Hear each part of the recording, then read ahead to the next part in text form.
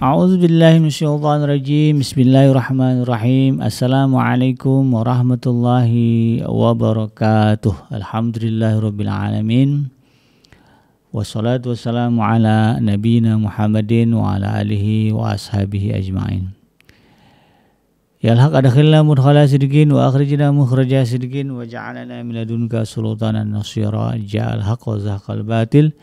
Innal batila kana zahuqa ya ghafur rabbana innana amanna faghfir lana dzunubana wa qina adzabannar amma ba'd. Alhamdulillah, segala puji adalah milik Allah. Kembali kita berjumpa di channel iDream TV dalam program Keluarga Muslim, ya, di mana insyaallah kita akan sama-sama belajar tentang bagaimana mewujudkan cita-cita kita membangun rumah tangga yang sakinah, mawadah dan warahmah til jannah, ya, sampai ke surganya Allah. Tidak lupa kita baca salawat dan salam. Allahumma salli ala sayyidina Muhammad wa ala ali sayyidina Muhammad. Assalamualaikum ayuhan nabi wa rahmatullahi wabarakatuh. Semoga Allah terima salawat dan salam yang kita baca dan dilimpah curahkan kepada para nabi, para rasul, wabil khusus Rasulullah Muhammad sallallahu alaihi wasallam. Dan semoga kita termasuk ke dalam kelompok orang yang akan berbahagia ketika berjumpa dengan Allah nanti di yaumul mahsyar, dijauhkan dari siksa api neraka, dimasukkan ke dalam jannah dan dipertemukan dengan Rasulullah sallallahu alaihi wasallam. Insyaallah, amin ya rabbal alamin. Sahabat iDream yang dirahmati Allah di manapun Anda berada, di dalam kesempatan kali ini di program Keluarga Muslim, saya akan mengangkat satu tema, yaitu menjadi pemaaf, ya, di tengah-tengah keluarga. Salah satu pilar, ya, yang juga menjadi kunci kebahagiaan rumah tangga, kelanggengan di dalam rumah tangga, termasuk juga ya, keutuhan, ya, keutuhan, persatuan, ya, keharmonisan di dalam rumah tangga adalah menjadi pribadi yang pemaaf di tengah-tengah keluarga. Kita, ya, Anda sebagai istri, sebagai suami, sebagai mertua, sebagai orang tua, sebagai anak, menjelmalah menjadi pribadi yang pemaaf, ya, pemaaf. Ya, ketika semuanya, ya, di dalam keluarga menyadari ini, ya, maka insya Allah, ya, rumah tangga yang dihuni oleh orang-orang yang pemaaf ini, rumah tangganya damai, rukun, tentram, adem, ayem, tidak akan muncul, tidak akan mudah, ya, bergejolak, tidak akan mudah terlibat konflik pertengkaran. Kenapa? Karena semuanya yang ada di situ adalah orang yang pemaaf, ya. Dan inilah, ya, rumah tangga yang dijalani oleh Rasulullah Sallallahu Alaihi Wasallam. Makanya rumah tangga Rasulullah itu minim dari gejolak. Kalaupun ada gejolak, itu bagian dari cara Allah mengajarkan. Dia menjadi dalil, menjadi ayat, ya, ketika menghadapi konflik, gitu kan. Ya, ya, kan ada tuh, ya, peristiwa-peristiwa bagaimana kemudian istri Rasulullah kumpul, ya, protes, gitu kan. Itu kan bagian dari Allah mengajarkan kita. Ya, adalah, ya, insiden-insiden kecil di dalam rumah tangga Rasulullah, dan itu kemudian disebutkan dalam Al-Quran, ya, kemudian menjadi dalil juga, ya, dari dalam hadis-hadis Rasulullah SAW. Misalnya bagaimana Sayyidah Aisyah marah, gitu, ya, cemburu, gitu kan. Nah, itu kemudian menjadi pelajaran bagi kita, ya, tentang menyikapi, ya, istri, ya, seperti apa kalau dia marah. Tapi lebih dari itu, ya, kalau kita perhatikan, ya, rumah tangga Rasulullah dihuni oleh insan-insan, ya, orang-orang yang memiliki sifat pemaaf yang besar. Ya, satu ketika Rasulullah pulang, ya, dari pengajian, kemudian terlalu malam, ya, Sayyidah Aisyah sudah nungguin, ya, jatahnya Sayyidah Aisyah sudah nungguin, ya, malam-malam itu kan. Tapi karena agak telat, kemudian beliau tertidur. Rasulullah mengetuk pintu, mengucapkan salam 3 kali, nggak ada jawaban, Rasulullah nggak marah. Beliau gelar serbannya di depan pintu, lalu kemudian beliau rebahan di situ. Sampailah kemudian si Sayyidah Aisyah terbangun, ya. Kaget, udah malam gitu kan. Kalau sebelum pulang dibuka pintu, Rasulullah sedang tertidur di depan pintu. Terkejut, Sayyidah Aisyah kemudian bangunkan Rasulullah. Kenapa Rasulullah tidak membangunkan saya? Oh, saya sudah ucapkan salam. Jadi yang satu merasa bersalah, yang satu juga sama-sama merasa bersalah. Ya, maafkan saya pulang telat, gitu kan. Saya maafkan saya Rasulullah karena nggak mendengar jadi gitu deh. Dan semuanya kemudian menjadi damai, tentram karena sama-sama saling memaafkan. Sayyidah Aisyah nggak marah Rasulullah pulang telat, Rasulullah juga nggak marah, nggak dibukakan pintu. Ya biasa aja lagi. Ya. Jadi itu yang dicontohkan oleh Rasulullah. Maka dalam hal ini ya, kalau kita ingin rumah tangga kita harmonis, ya, adem ayem, tentram gitu kan. Bahkan mendapatkan rahmat dari Allah Subhanahu wa taala, jadilah kita di tengah-tengah keluarga kita sebagai pribadi yang penuh dengan pintu maaf. Nah, artinya gampang, mudah membukakan maaf. Ya. Kenapa? Satu sisi ini adalah perintah. Jadi kenapa itu bisa mendatangkan rahmat? Karena ini adalah perintah Allah. Ya, segala sesuatu yang menjadi perintah Allah ketika kita kerjakan, maka kemudian akan ada balasan yang Allah berikan kepada kita sebagai bentuk rahmatnya. Kadang-kadang kita bingung, bukan bingung lah, ada orang yang kesana kemari mencari rahmat Allah. Nggak usah jauh-jauh lah ya. Cari rahmat Allah itu di rumah kita aja. Ya. Ya, gimana caranya? Salah satu menjadi pribadi yang penuh dengan maaf. Apa dasarnya bahwa maaf itu adalah menjadi pemaaf itu adalah perintah Allah? Ya, banyak ya dalilnya ya, di dalam Al-Quran banyak, di dalam hadis juga banyak. Di dalam Al-Quran misalnya di surah Al-Baqarah, surah Al-A'raf ya, surah yang ke-7, ayat yang ke-199 ya, Allah mengatakan huzil afwa wa'mur bil ma'ruf wa'rid 'anil jahilin. Jadilah engkau pemaaf. Ya, huzil afwa, jadilah engkau sebagai orang yang penuh dengan maaf. Wa'mur bil ma'ruf, ya suruhlah orang mengerjakan yang baik.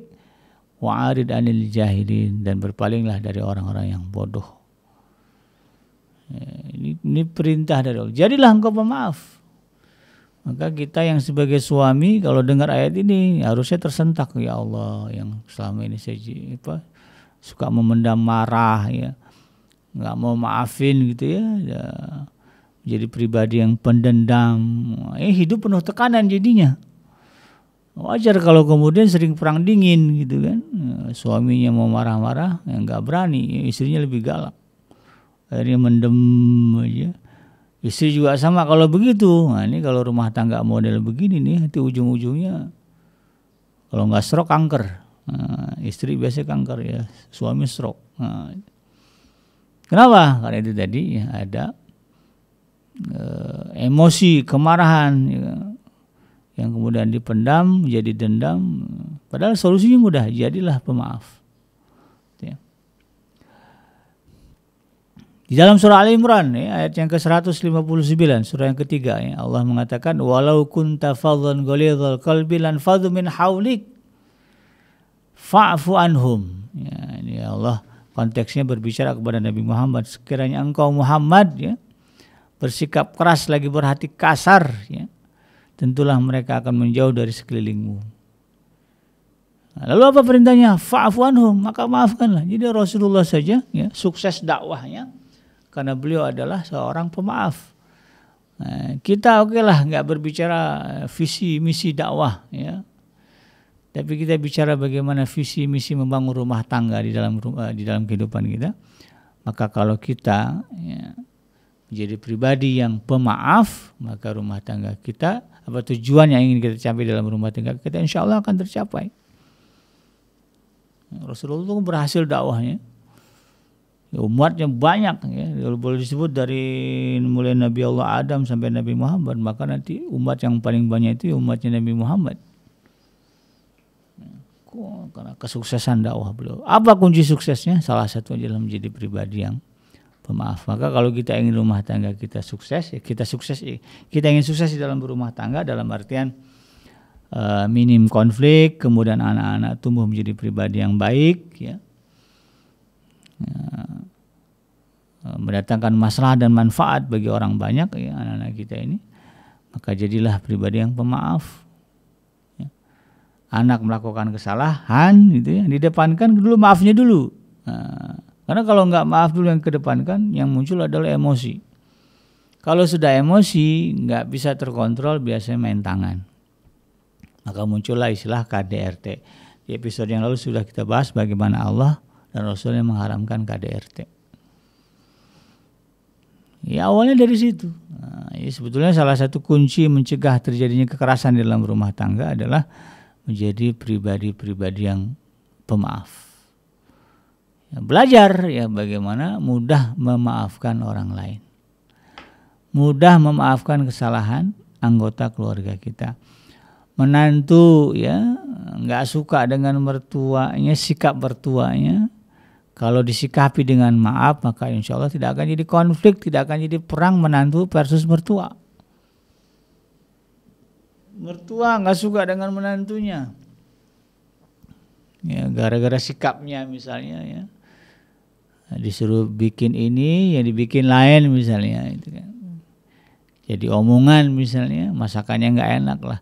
Kalau mertuanya adalah pribadi yang pemaaf, maka tidak akan jadi muncul itu ya ketegangan, pertikaian, ya, perang dingin antara mertua versus menantu. Sama karena semua sama-sama saling memaafkan. Apalagi suami dengan istri. Kalau suami adalah pribadi yang pemaaf kayak tadi itu ya yang dialami Rasulullah. Telat pulang Rasulullah tidak marah, tidak dibukakan pintu. Sayyidah Aisyah juga nggak marah, Rasulullah pulang telat, bahkan minta maaf karena nggak dengar ketika dia dibangun oleh Rasulullah. Sekarang ini banyak rumah tangga ya, suami pulang telat, istri marah-marah, ya. Jadi berantem. Padahal suaminya bilang, kamu tahu nggak saya ini dorong motor, dorong motor ban kempes ya. Kenapa saya dorong? Di dompet saya nggak ada duit, kamu ambil semua. Jadi berantem. Ya. Karena masing-masing tidak menjadi pribadi yang pemaaf, tidak mengedepankan maaf. Nah, hal justru harus kita sadari apa? Kepada orang lain saja, ya, kepada orang lain saja, Allah dan Rasulnya perintahkan kita menjadi pemaaf. Kepada orang lain nih, ya, jangan bicara keluarga ya, dengan teman, dengan bawahan, dengan atasan, dengan kepala negara, gitu. Dengan siapalah bicara di luar sana. Allah perintahkan kita menjadi pribadi yang pemaaf. Apalagi kalau berbicara kepada keluarga. Dan keluarga adalah orang yang memiliki hak untuk kita penuhi. Ingat, kalau bicara hak nggak ditunaikan di dunia, di akhirat jadi masalah. Ya.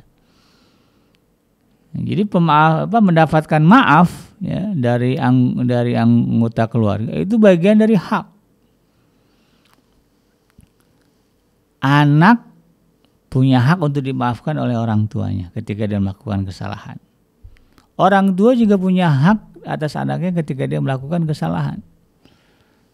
Jadi jangan ada ceritanya orang anak yang kemudian masih menyimpan dendam terhadap kesalahan orang tuanya. Di masa lalu, bapak saya dulu tuh kasar, garingan tangan. Sampailah ya bapaknya tua, dia juga udah punya anaknya. Masih ingat aja, ya, belum dibukakan pintu maafnya. Ini tidak boleh. Ya, karena orang tua kita punya hak untuk kita maafkan. Ya itulah ya. Mungkin kita berat, ya, karena yang lihat orang ya rumah tangga orang, yang lihat anak-anak orang lain itu seneng ya dibahagiain orang tuanya. Kok saya gitu ya. Ya, mau minta apa-apa nggak dikasih gitu ya.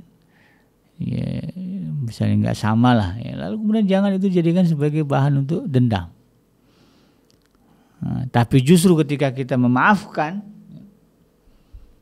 ya, suami memaafkan istri, istri memaafkan suami, anak memaafkan orang tua memaafkan anak, ya, dan kita niatkan itu karena Allah. Nak, sebetulnya bapak ini bisa marah, ya.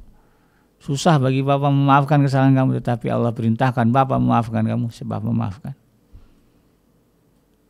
Ini kesalahan kamu, bapak maafkan. Tapi kita bicara masa depan, kita tidak ingin ini terulang, maka ada konsekuensi yang harus kamu terima. Menghukum anak tapi bukan dengan emosi. Kenapa? Karena emosinya sudah diredam dengan maaf. Menghukum istri juga bukan dengan emosi, karena sudah diredam dengan maaf tadi. Suaminya marah, ya bukan marah, istrinya buat kesalahan, suaminya kesal. Lalu kemudian dikatakan Adinda sebetulnya Kanda ini emosi nih, marah ini, karena kesalahan besar nih Adinda. Tapi karena Allah memerintahkan Kanda menjadi pribadi yang pemaaf, Kanda maafkan. Kanda maafkan. Tapi bicara masa depan supaya nggak terulang, Kanda hukum Adinda. Apa hukumannya? Bulan ini ya, uang belanja dikurangi 50%. Nah, nyengirlah dia ya. Nah, itu contoh. Jadi ini yang benar harus kita kedepankan. Maka insya Allah ya, kalau itu yang terjadi, ya, saya katakan tadi ya, rahmat Allah turun kepada kita, kepada rumah tangga kita. Maka insya Allah rumah tangga kita menjadi rumah tangga yang sakinah, mawaddah dan juga warahmah. Kenapa kita harus menjadi pribadi yang pemaaf ya? Karena kita juga senang kalau kemudian kita dimaafkan oleh orang lain. Ya. Nah, ini sebagaimana yang Allah sebutkan di dalam surah An-Nur ya, ayat yang ke-24, ayat yang ke-22, surah yang ke-24 ini. Di dalam ayat ini Allah katakan apa? Wal ya'fu wal yasfahu ala tuhibbuna ay yaghfirallahu lakum. Wallahu ghafurur rahim. Maka hendaklah mereka memaafkan dan berlapang dada. Apakah kamu tidak ingin bahwa Allah mengampunimu? Dan Allah adalah Maha Pengampun lagi Maha Penyayang. Ayat ini ya, asbabun nuzulnya kalau nggak salah, salah satunya adalah ketika Sayyidina Abu Bakar As-Siddiq marah ya kepada salah seorang anggota keluarganya yang menimbulkan fitnah ya, sehingga muncullah peristiwa hadisul ifki. Ya. Hadisul ifki ini beredar ya, di kalangan kaum muslimin, menyudutkan Sayyidah Aisyah, menyudutkan keluarga Sayyidina Abu Bakar. Nah, diperpala dengan ini nih, salah seorang anggota keluarga, kalau nggak salah keponakannya Sayyidina Abu Bakar As-Siddiq yang kemudian menjadi kompor. Ya. Padahal dia sehari-harinya nafkahnya tanggung oleh Sayyidina Abu Bakar, tapi kencang banget ngomong keluarnya, ya. Bikin isu ya, seolah-olah Sayyidah Aisyah ini memang berkhianat, padahal itu kan insiden ya. Insiden yang jauh dari perselingkuhan ya.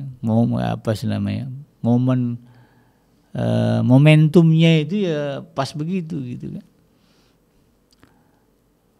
Maka kemudian Sayyidina Abu Bakar ini marah sampai beliau mengatakan, kalau kayak gini saya nggak bakal nanggung nafkah dia lagi nih. Udahlah kita yang ngasih makan, gila ada berita nggak benar, bukannya kita dibelain malah kompor-komporin orang lain. Lalu kemudian turunlah ayat ini ya. Dan Sayyidina Abu Bakar nangkep message-nya. Maka kemudian setelah mendengar ayat ini, Sayyidina Abu Bakar katakan, saya maafkan dia dan saya tetap akan menafkahi dia. Nah, itu kan. Kenapa? Itu tadi karena dia ingin menjadi pribadi yang diampuni oleh Allah. Karena Allah menegaskan, ala tuhibbuna ay yaghfirallahu lakum. Apakah kalian enggak mau kalau kemudian Allah mengampuni kalian? Ya, jadi kita kan senang kalau nanti Allah kemudian memaafkan segala kesalahan kita, maka jadilah pribadi yang pemaaf. Ya. Apa enggak senang kita ketika kemudian di akhirat nanti kita dapati dosa kita banyak ya. Lalu kemudian Allah katakan Allah mengampuni dosa-dosa kamu. Nah, yang tadinya mau nyangkut masuk ke dalam surga ya disuruh mampir dulu ke neraka. Enggak jadi itu. Neraka itu kan dahsyat ya sahabat. Ada orang-orang Islam yang kemudian karena dosanya tidak sempat dia mintakan ampun kepada Allah, dan Allah juga tidak memaafkannya, lalu kemudian nyemplung dulu tuh ke neraka, dibakar, disiksa di dalam neraka sampai dosa-dosanya habis, baru dimasukkan ke dalam surga. Kan nggak enak begitu modelnya. Kalau bicara neraka ya, tidak akan sanggup kita membayangkannya kalau seandainya kita ini yang berada di dalam neraka. Bagaimana kalau situasi nanti ketika ternyata ya kesalahan kita banyak yang belum terampuni, yang belum kita mintakan ampun kepada Allah. Lalu kemudian Allah katakan ya, dan itu kemudian bisa menyebabkan kita masuk ke dalam neraka ya, nauzubillah. Tapi kemudian Allah katakan, dosamu aku ampunkan, sehingga kemudian bisa langsung masuk ke dalam surga. Senang banget itu, bahagia banget itu. Maka Allah katakan, ala tuhibbuna, apakah kamu gak suka? Ayaghfirullahu lakum, kalau kemudian Allah mengampuni kalian. Nah, jadi salah satu kunci yang mudahnya Allah memaafkan kesalahan kita adalah karena kita juga adalah pribadi yang mudah memaafkan kesalahan orang lain. Ini jangan dikaitkan dengan hukuman ya, kalau di dalam konteks keluarga. Hukuman itu lain ceritanya. Tapi yang penting ini adalah bagaimana kita membukakan pintu maaf. Karena kalau sudah pintu maaf terbuka, maka yang keluar adalah kebaikan-kebaikan. Hukuman pun nanti ya ujungnya jadi baik, begitu kan. Ya. Teguran yang keluar pun jadi baik. Ya, berapa banyak orang yang kemudian ditegur kesalahannya kemudian menjadi keburukan, ya, malah jadi berantem. Ya. Ada anak ya yang nekat bunuh diri gara-gara HP-nya dirampas. Diambil sama orang tuanya karena sudah kelamaan megang HP, kemudian diambil. Yang terjadi apa? Anaknya bunuh diri, gantung diri. Ya, kan orang tuanya niatnya ya anaknya kan berbuat salah itu ya, nggak tahu waktu gini. Kemudian punya handphone, diambil handphonenya sebagai sebuah hukuman. Tapi ujungnya apa? Bisa jadi itu tadi ya yang kita kedepankan bukan pintu maaf dulu. Ya. Tapi yang muncul adalah emosi sama anaknya kemudian diambil. Kan emosi itu yang terbaca sama anak. Lagi main tiba-tiba bot udah kan marah gitu kan, ambil. Belum lagi keluar kata-kata ngomong panjang lebar. Kalau yang keluar kata-kata itu ketika emosi, maka yang sampai ya emosi juga, anaknya kemudian merasa orang tuanya nggak sayang, orang tuanya menganggap dirinya jahat begini, karena ya bahasa emosi itu yang keluar kan. Maka muncullah insiden itu tadi ya, anaknya kemudian lebih memilih bunuh diri. Tapi coba kalau kemudian kita kedepankan maaf, sehingga emosi kemudian kita bisa redam, kemudian kita ambil tindakan sebagai sebuah hukuman kepada anak, maka yang keluar insya Allah adalah kebaikan. Anak tidak menerima hukuman yang diberikan oleh orang tuanya atas kesalahannya adalah sebuah kebencian, sebuah kemarahan. Tetapi justru bisa ini adalah bentuk kasih sayang orang tua saya kepada saya. Itu dia. Ya. Nah, itulah ya sahabat iDream yang kemudian kita harus pahami dan kita sadari ya. Kalau berbicara dalil banyak ya, silakanlah ya, browsing ya di Google gitu, di googling aja lah. Ya. Dalil perintah maaf, yaitu menjadi pemaaf di dalam ajaran Islam seperti apa. Luar biasa banyak. Dan itu tidak hanya teori ya yang disampaikan oleh Rasulullah, dipraktekkan langsung oleh Rasulullah SAW dan juga para sahabatnya. Bahwa mereka ya Rasulullah dan para sahabat adalah pribadi-pribadi yang penuh dengan maaf, baik dalam konteks ya, kehidupan bernegara atau juga apalagi kehidupan di dalam keluarga. Ya, mereka adalah pribadi-pribadi yang penuh dengan maaf. Maka wajar kalau kemudian yang generasi sahabat Rasulullah SAW adalah generasi yang Allah meridhoi mereka. Maka kita memanggil mereka atau mendoakan mereka dengan kalimat radhiyallahu anhum, ya, gelar itu ya. Allah ridho ya kepada mereka, atau radhiyallahu anhu, radhiyallahu anha. Ya. Karena itulah yang terjadi pada diri dan kehidupan mereka. Yang benar datangnya dari Allah Subhanahu wa taala, dan yang salah semata-mata lahir dari kealfaan dan kelapan saya pribadi. Saya bikin pamit undur. Hasbiyallahu la ilaha illa huwa alaihi tawakkaltu wa huwa rabbul arsyil azim. Subhanaka Allahumma rabbana wa bihamdika asyhadu an la ilaha illa anta astaghfiruka wa atubu ilaik. Walhamdulillahi rabbil alamin. Wassalamualaikum warahmatullahi wabarakatuh.